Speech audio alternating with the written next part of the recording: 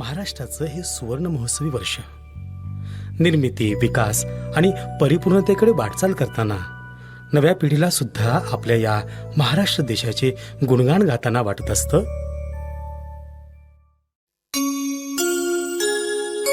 बहुअसूत सुंदर संपन्न की महा, बहुअसूत सुंदर संपन्न की महा, प्रिय अमुचा एक महाराष्ट्र देश हा, प्रिय अमुचा एक महाराष्ट्र देश हा.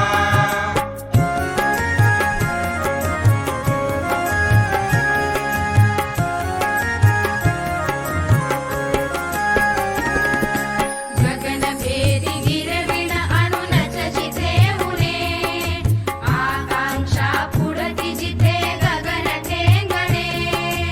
अटकेवरी जेथील तू रंगी जल पिणे, तेथ अडे काय जलाशयन दाविणे.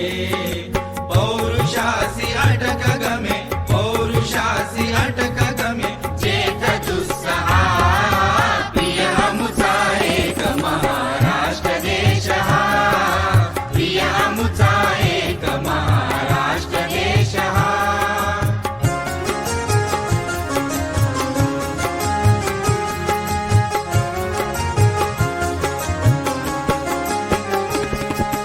विक्रम वैराग्य एक जागी नांद. सीमा राजे आपणा सर्वांचे आजच्या कार्यक्रमात सहर्ष स्वागत करत आहे. महर्षी कर्वे स्त्री शिक्षण संस्थेचे व्हिजन इंग्लिश मीडियम स्कूल तसेच शाळेच्या मुख्याध्यापिका सौ कांचन मॅडम यांच्या वतीनेही आपणा सर्वांचे हार्दिक स्वागत. आज आपण सर्वजण येथे 27 फेब्रुवारी मराठी भाषा दिन व 28 फेब्रुवारी विज्ञान दिन साजरा करण्यासाठी जमलो आहोत. कार्यक्रमाची सुरुवात प्रतिमा पूजनाने केली जाईल. मी सर्व मराठी विषय शिक्षकांना विनंती करते की त्यांनी प्रतिमेचे पूजन करावे.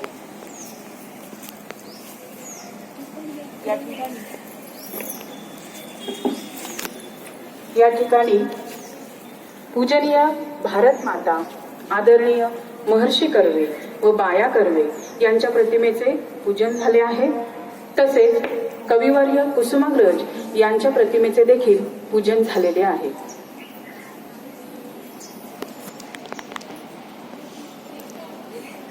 धन्यवाद. मी सर्वांना विनंती करते की त्यांनी स्थानापन्न यावे. प्रतिमा पूजन करून आपण शुभ आशीर्वाद घेतले आहेत आणि कार्यक्रम पुढे सुरुवात करत आहोत. ज्ञानदेवांनी रुजविली ती भाषा मराठी, ज्ञानदेवांनी रुजविली ती भाषा मराठी, शिवरायांनी टिकविली ती संस्कृती मराठी. संतांनी वाढविला तो वाण मराठी, आमची मायबोली आमचा अभिमान मराठी. माझ्या मराठी मातीचा, मराठी भाषेचा अभिमान बाळगणाऱ्या प्रत्येक मराठी मनाला आजच्या मराठी दिनाच्या हार्दिक शुभेच्छा. कार्यक्रमात यानंतर अश्विनी टीचर यांना मी विनंती करते की त्यांनी जागतिक मराठी भाषा दिनाबद्दल विवेचन करावे.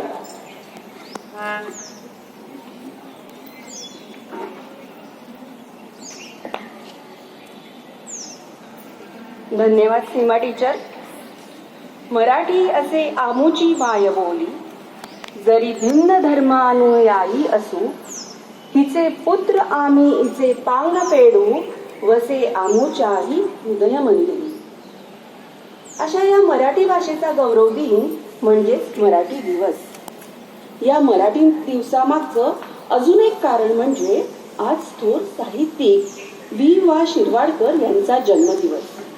वी.वा. शिरवाडकर यांचा 27 फेब्रुवारी 1912 साली नाशिक येथे जन्म झाला. खरं तर गजानन रंगनाथ शिरवाडकर हे त्यांचं मूळ नाव, पण लहान असतानाच काकांनी त्यांना दत्तक घेतलं आणि गजानन रंगनाथ शिरवाडकर हे बदलून विष्णू वामन शिरवाडकर हे नावरूपाला आले. वी.वा. शिरवाडकर यांचे वडील पेशाने वकील. त्यांना 6 भाऊ आणि कुसुम नावाची एकुलती एक लाडकी बहीण होती. या लाडक्या कुसुमच्या नावावरून त्यांनी कुसुमाग्रज हे नाव धारण केलं.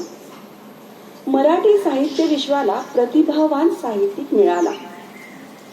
उठा उठा चिवताई सारीकडे उजाडले किंवा गवताचं पातळ वाऱ्यावर डोलतं डोलताना म्हणतं खेळायला चला किंवा नात्याचं नाव आपुल्या देऊ नकोस काही साऱ्याच चांदण्याची जगताच जाण नाही यांसारख्या अनेक कविता, नटसम्राट सारखे नाटक, कल्पनेच्या तीरावर, जान्हवी, वैष्णव यांसारख्या कादंबऱ्या, बरे झाले देवा, मराठीचे या नगरी यासारखे लेखन आणि हो या सगळ्याची पोचपावती म्हणजे साहित्य अकादमी पुरस्कार, साहित्यातील परमोच्च ज्ञानपीठ पुरस्कार. विशाखा हा त्यांचा काव्यसंग्रह तर खूप गाजला. अशा ज्येष्ठ साहित्यिकाचा 87 वर्षाच्या कारकिर्दीनंतर 10 मार्च 1999 रोजी हा प्रवास थांबला. अशा ज्ञान समृद्ध साहित्यिकांची कविता विज्ञान दिनाचे आणि मराठी दिनाचे औचित्य साधून मी सादर करते. खूप सुंदर कविता आहे हा, ऐका, सगळ्यांचं लक्ष आहे ना. भर माझ्या डब्यात खूप खूप खायचं, भर माझ्या डब्यात खूप खूप खायचं, आई मला उद्या चंद्रावर जायचं. माझं मी बांधीन आकाशयान, माझं मी बांधीन आकाशयान, माझ्या आकाशयानाला लाल निळे दिवे, माझ्या आकाशयानाला लाल निळे दिवे, ते तुफान नभात वेगानं न्यायचं, भर माझ्या डब्यात खूप खूप खायचं. मेघांची गावं, ताऱ्यांची देवळं, जाता जाता सगळं पाहून घ्यायचं, भर माझ्या डब्यात खूप खूप खायचं. चंद्राच्या चंदेरी भूमीवर उतरेन, चंद्राच्या चंदेरी भूमीवर उतरेन, चंद्रावर गेल्यावर चंद्राचे व्हायचे. चंदेरी किरणात खूप खूप खेळायचं, चंदेरी किरणात खूप खूप खेळायचं, भर माझ्या डब्यात खूप खूप खायचं. चंदेरी तळ्यावर डब्यातलं खाऊन चंदेरी अमृत पोटभर प्यायचं, भर माझ्या डब्यात खूप खूप खायचं. चंदेरी मातीत खेळून लोळून, चंदेरी मातीत खेळून लोळून, आकाशयानानं मग परतायचं, भर माझ्या डब्यात खूप खूप खायचं. म्हणायचं नाही कार्ट्या बेट्या, म्हणायचं नाही कार्ट्या बेट्या, का आता परत यायचा प्रवास चालू झाला ना म्हणून हे सगळं. म्हणायचं नाही कार्ट्या बेट्या, घरात कोणी नाही मला रागवायचं, भर माझ्या डब्यात खूप खूप खायचं. धन्यवाद.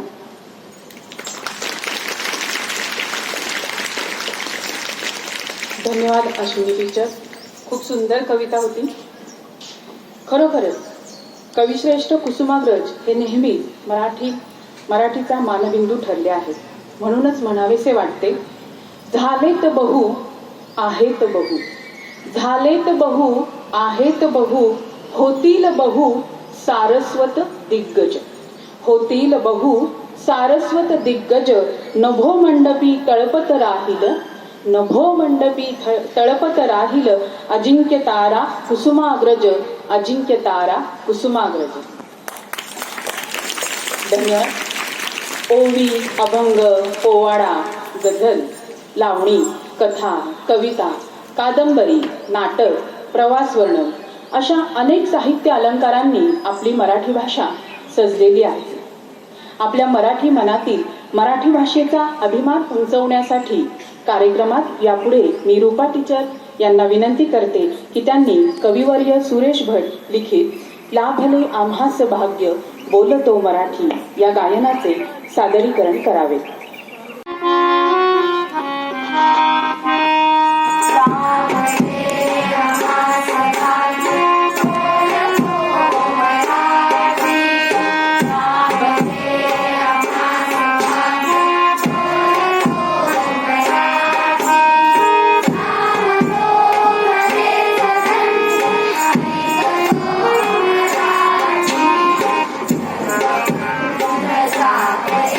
Thank you.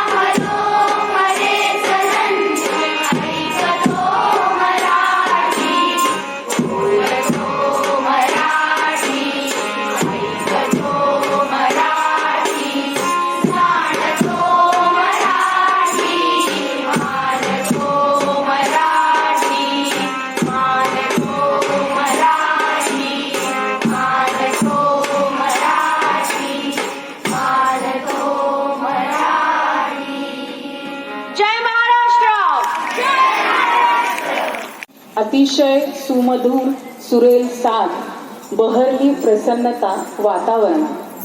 क्या बात आहे. विद्यार्थी मित्रांनो, लहानपणापासून मोठ्यांपर्यंत सर्वांनाच लोकप्रिय असा साहित्य प्रकार म्हणजे कविता. सुरेश भटांची ही कलाकृती ऐकायला किती छान वाटली की नाही. तसेच मराठी साहित्याचे विश्व गदिमांशिवाय पूर्णच होत नाही. गीते रामायणासारखी अजरामर रचना करणारे कविवर्य ग दि माडगुळकर म्हणजे गीतकार ग दि माडगुळकर कार्यक्रमात यापुढे आपल्या समोर गदिमांची अतिशय सुरेख अशी काव्यरचना सादर करीत आहेत कीर्तिगंधे टीचर. कीर्तिगंधे टीचर यांना मी विनंती करते की त्यांनी कवितेचे सादरीकरण करावे. म्हणजे काय? भाषा म्हणजे आपली ओळख.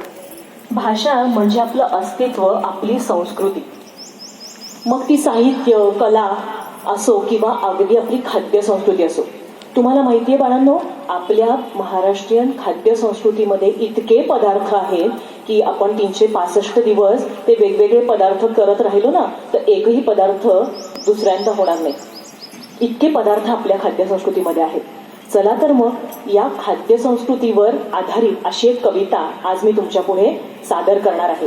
ही कविता लिहिली आहे ज्येष्ठ गीतकार ग दि माडगुळकर यांनी. हे आज मी का सांगते तुम्हाला की आपण आपल्या ताटामध्ये इतक्या परदेशी पदार्थांना स्थान दिलेलं आहे की नक्की आता आपले पदार्थ कुठले आहेत हे जाणून घ्यायचंय. चला तर मग या कवितेच्या रूपाने आपण जाणून घेऊया काय आहे आपली महाराष्ट्रीयन खाद्य संस्कृती. गदिमा एकदा एका कार्यक्रमाला गेले होते आणि पान वाढेस तोपर्यंत, पान वाढण्याची सुद्धा आपल्याकडे पद्धत आहे, ते पान वाढून होईस तोपर्यंत त्यांना एक कविता सुचली आणि ती अगदी त्वरित जी कविता त्यांना सुचली ती त्यांनी लिहून काढली. काय ती कविता आहे ऐकूयात आपण. काय वाढले पानावरती, काय वाढले पानावरती, ऐकून घ्यावा थाट संप्रती. धवल लवण हे पुढे वाढले. लवण म्हणजे काय? मीठ. मिठापासून पान वाढायला सुरुवात केली जाते. धवल लवण हे पुढे वाढले, मेतकुट मग ते पिवळे सजले. आले लोणचे बहुमुरलेले, लिंबू कागदी रस रसलेले. किसून आवळे मधुर केले, कृष्णा काटचे वांगे आणले. खमंग त्याचे भरीतच केले, निरनिराळे चटके नटले. चटण्यांचे बहुमासले. चटण्या पण एक प्रकारच्या नसायच्या बरं का, 4-5 प्रकारच्या चटण्या या पानामध्ये असायच्या. चटण्यांचे बहुमासले, संमेलनची त्यांचे भरले. मिरची खोबरे ती सह बोले, तीळ भाजुनी त्यात वाटले. कवठ गुळाचे मिलन झाले, पंचामृत त्या जवळी आले. आता हे पंचामृत म्हणजे काय तर तीळ, गुळ, कूट, चिंच आणि 5वा जो पदार्थ आहे तो म्हणजे मिरची. अशा या 5 पदार्थांपासून जो तयार होतो तो चटपटीत असा पंचामृत प्रकार आहे. वासतयांचे हवेत भरले. बघा बरं असे सुंदर पदार्थ घरात केलेले आणि त्याचे वास खमंग सगळीकडे पसरलाय.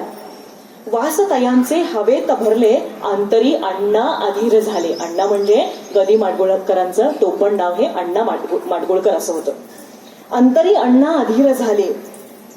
भिजल्या डाळी नंतर आल्या, भिजल्या डाळी नंतर आल्या. काही मोकळ्या काही वाटल्या, काही वाटून सुरेख तळल्या. कोशिंबिरींच्या ओळी सजल्या, कोशिंबिरींच्या ओळी सजल्या. शुभ्र काकड्या होत्या किसल्या. मुळा कोवळा मिरच्या ओल्या, केळी कापून चकत्या केल्या. चिरण पेरूच्या फोडी सजल्या, एक रूप त्या दह्यात झाल्या. बघा किती प्रकारच्या कोशिंबिरी आहेत.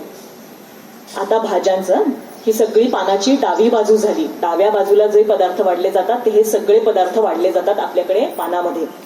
आता भाज्या उजव्या बाजूला वाढल्या जातात. भाज्या आल्या आळू घोसाळी, भाज्या आल्या आळू घोसाळी. रान कारली वांगी काळी, सुरण तोंडली आणि पडवळी. चुका चाकवद मेथी कोवळी. चंदन बटवा भेंडी कोवळी. फणस कोवळा हिरवी केळी. काजूगरांची गोड निराळी. दुधी भोपळा आणि रताळी. किती प्रकारे वेगवेगळी, किती प्रकारे वेगवेगळी. फेण्या पापड्या आणि सांडगे. हे सगळे वाळवणाचे पदार्थ आहेत, उन्हाळ्यात केले जातात ते पदार्थ आहेत. फेण्या पापड्या आणि सांडगे कुणी आणुनी वाढी वेगे. गवल्या नखुल्या धवल मालिता खिरी तयांच्या शोभत होत्या. गव्हाच्या पिठापासून आणि रव्यापासून शुभ कार्याला केल्या जातात ते हे खिरींचे प्रकार आहेत. आत्तासारखं रेडी टू मिक्स असं काहीही मिळायचं नाही. घरी हे पदार्थ केले जायचे. शेवयांच्या मग खिरी वाटल्या, शेवयांच्या मग खिरी वाटल्या, आमट्यांनी मग वाट्या भरल्या. सार असे गोड रात आंब्यांचे, सार असे गोड रात आंब्याचे, भरले प्याले मधुर कडीचे. कणीदार बहु तूप सुगंधी, बघा सगळं वाढून झाल्यानंतर मग तूप वाढलं जातं. कणीदार बहु तूप सुगंधी, भात वाढण्या थोडा अवधी. म्हणजे काय तर भाताने जेवणाची सुरुवात करायची असते. आले लक्षात? तर हे असं भरलेलं ताट तुमच्या समोर ठेवलेलं आहे. बघा आपल्या संस्कृतीमध्ये किती वैशिष्ट्य आहे आणि किती वैभव संपन्न आपली खाद्य संस्कृती सुद्धा आहे. तर मला असं वाटतं नक्कीच तुम्हाला ही कविता आवडली असेल. धन्यवाद. मग कशी वाटली कविता? छान आहे की नाही? आता एवढं ताट समोर भरलेलं आहे, छान सजवलेलं आहे, तर नक्कीच तुम्हाला जेवणाची इच्छा झाली, हो की नाही? पण आता हा थोडासा अवधी तसाच राहू दे. पुढच्या कार्यक्रमाकडे आपण वळूया.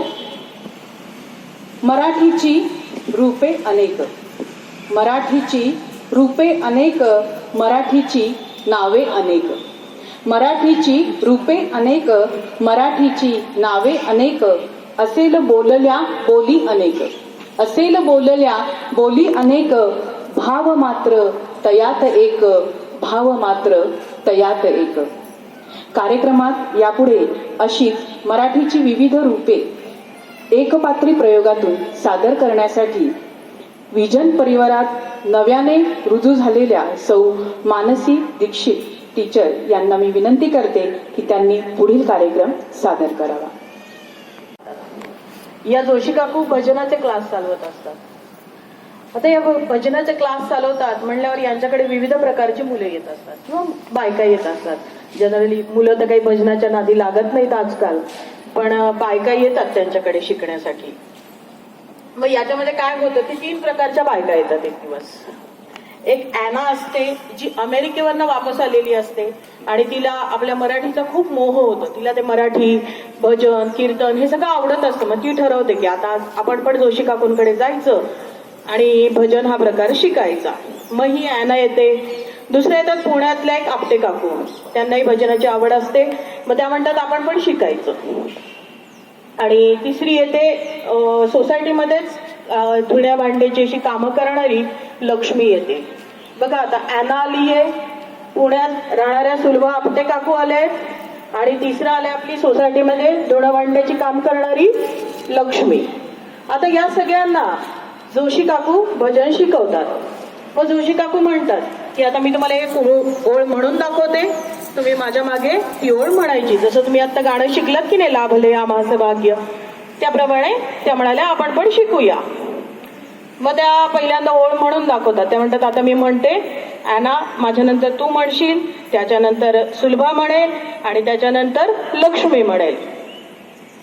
मग त्या पहिली ओळ म्हणून दाखवतायत आता. हा, वारीला जायच आलंय माझ्या मनी ग, नाही नाही म्हणतोय कुंकवाचा धनी ग, नाही म्हणतोय नको म्हणतोय कुंकवाचा धनी ग. मग त्या म्हणतात Anna you come and sing. नाव ॲना विल कम. वेट.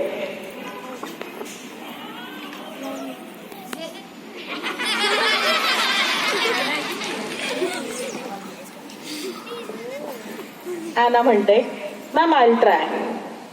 वाईला जायचं आलंय माझ्या मानी ग, नाही नाही म्हणतोय कुंकवाचा धनी ग, नाही म्हणतोय नको म्हणतोय कुंकवाचा धनी ग.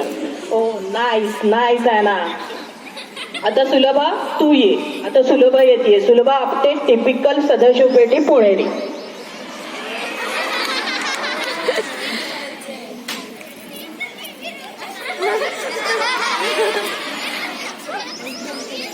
बाई मी म्हणते बर का, थोडं माझं रस्व दीर्घ बघाल का. तर सुलभा म्हणतीये वारीला जायचं आलंय माझ्या मनी ग, नाही नाही म्हणतोय कुंकवाचा धनी ग, नाही म्हणतोय नको म्हणतोय आता वा छान म्हणालीस हं सुलभा, तुझे उच्चार खूप सुंदर आहेत. वा वा वा, ही पुण्यातली शुद्ध मराठी. आता लक्ष्मी तू ये बरं, म्हण बरं. आता लक्ष्मी येते हा.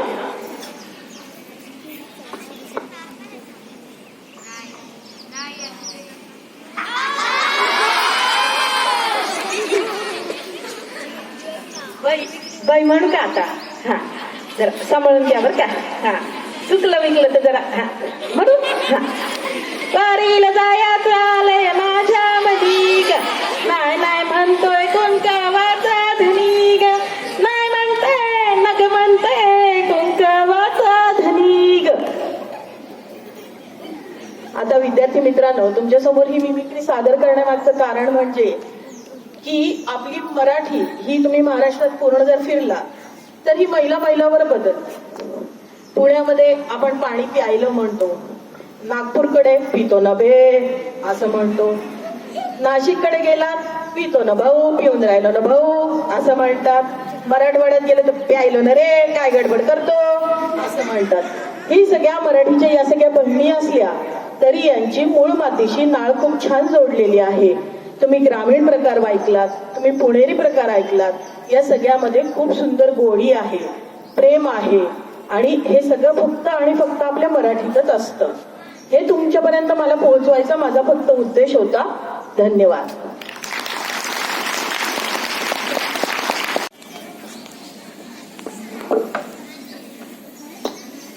वा, मस्त सादरीकरण, अप्रतिम सादरीकरण, हो की नाही? मग टीचरसाठी एकदम जोरात कडकडून टाळ्या झाल्याच पाहिजे.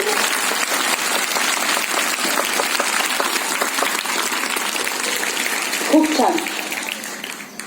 आज मला म्हणावंसं वाटतं, मान मराठी शान मराठी, मान मराठी शान मराठी, माझा अभिमान मराठी, माझा अभिमान मराठी. आज 28 फेब्रुवारी हा जागतिक विज्ञान दिन. कार्यक्रमात यापुढे मी पिंकी टीचर यांना विनंती करते की त्यांनी विज्ञान दिनाविषयी विवेचन करावे. Today, as you all know, we have gathered here to celebrate Marathi Divas and one more prominent event of India. I feel extremely honored to get this opportunity to speak in front of you. I feel extremely honored. I feel extremely honored to get this opportunity to speak in front of you about this prominent event of India. Yes, the National Science Day. The National Science Day is celebrated every year on 28 February to mark the discovery of the great Indian physicist Sir Chandrasekhar Venkata Raman. Sir C.V. Raman discovered this Raman effect in the year 1928 on this day. But do you know who was C.V. Raman and what is Raman effect? C.V. Raman was born in Madras on 7th November 1888. Since childhood, he had an immense interest in science. He had completed his master's degree from the Madras University. In 1921, when he was on a trip to Europe on a ship, he observed the striking blue color of the ocean and he was keen to know about the reason behind it. At that time, scientists believed that the ocean color is blue because it reflected the blue color of the sky. But C.V. Raman was not convinced with this answer. He conducted many experiments thereafter and found out that it was the water itself that scattered blue light more than any other color of the light. Raman effect is the change of the wavelength of light when a light beam is deflected by molecules. When a beam of light traverses a dust-free, transparent sample of a chemical compound, a small fraction of light emerges in the direction other than the incident or incoming light. Most of this scattered light is of unchanged wavelength. However, a small part of this incident light has wavelength different from the incident light. Its presence is a result of the Raman effect. The discovery earned Raman the Nobel Prize in the year 1930. This prestigious prize, he was the first Indian citizen to get this prestigious prize, Nobel Prize, for this discovery in the field of sciences. the National Council for Science and Technology Communication had approached the Government of India to designate 28 February as the National Science Day. The then Government of India announced this day to be recognized as the National Science Day. The first National Science Day was celebrated on 28 February 1987, and ever since then we celebrate this day as the National Science Day. There's National Science Day on 28 February. Every year, National Science Day is celebrated with a theme. The theme is selected thoughtfully, considering the immediate priorities of the nation, of the society, and the world as a whole. The theme of National Science Day for 2022 is Integrated Approach in Science and Technology for the Sustainable Future. On this day, the main purpose of celebrating National Science Day is to spread the message of the importance of science and its application among the people. It also aims to display all the activities, efforts, and achievements in the field of science and technology. On this day, scientists and experts address people through press, media, and social gatherings to discuss relevant technologies, researches, and achievements. Many institutions organize open house for their laboratories and appraise students about career opportunities available in a research laboratory or institution. Students from various schools and colleges present different science projects, public speeches, radio discussions, science exhibitions, live projects, debates, contests, quizzes, and many other events form the part of this celebration. The National Science Day 2022 will be celebrated at Vigyan Bhavan, where our President Ramnath Kovind will distribute awards to women scientists for their excellence in science. Various other awards will also be awarded to different scientists. Science has pushed us to our limits. Everything around us is a product of science. We have been fortunate enough to see some amazing scientific studies, breakthroughs, and technologies. It is important for us to build innovative skills, critical thinking, problem solving, computational thinking, and the most important skill for young scientists is to learn how to learn. Because once you master the art of learning, you can change the world. On National Science Day, when we remember C.V. Raman, it is also the responsibility of students to honor him through discovery, invention, and contribution in the field of science and technology. Honoring the scientists like him instills hope in future generations to pursue dreams and make a mark in the world of science and technology. Thank you.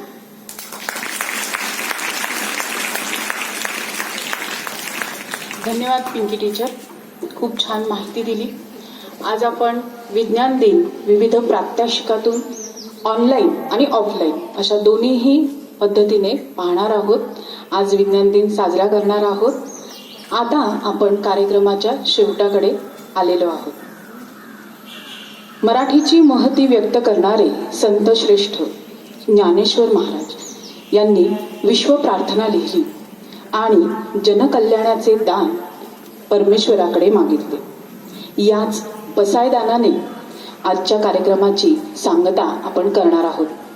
यासाठी मी Tanuja teacher यांना विनंती करते की त्यांनी पसायदानाचे गायन करावे. सर्वांनी ताठ बसायचे आहे. पूर्ण ताठ कणा दिसला पाहिजे. बरोबर. आता विश्वात्मके देवी येणे वाक्यज्ञे तोषावे तोषोनी मज द्यावे पसायदा नाही जे खाळांशी व्यंकटी सांडो तया सत्कर्मी रती वाढो भूता परस्परे पडो मैत्र जीवांचे दुरितांचे तिमिर जाओ विश्वस्वधर्म सूर्ये पाओ जो जे वांशील तो ते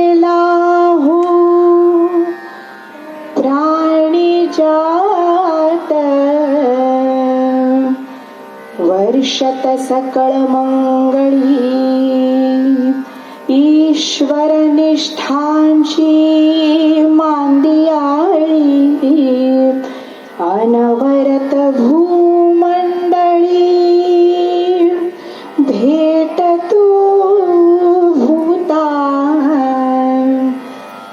चला कल्पतरुंसी आरव चेतना चिंतामणी से गाव बोलते जे अर्णव पियुषाचे चंद्रमेचे अलांछन मार्तंड जे तापहीन जे सर्वाही सदा सज्जन सोय रे हो तू किंबहुना सर्व सुखी पूर्ण होनी तिन्ही लोकी भजी जो आदि पुरुखी अखंडित आणि ग्रंथोपजीविये विशेषी लोकी दृष्टा दृष्ट विजय होवावे जी येथ म्हणे श्री विश्वेश्वराव हा होईल दान पसावो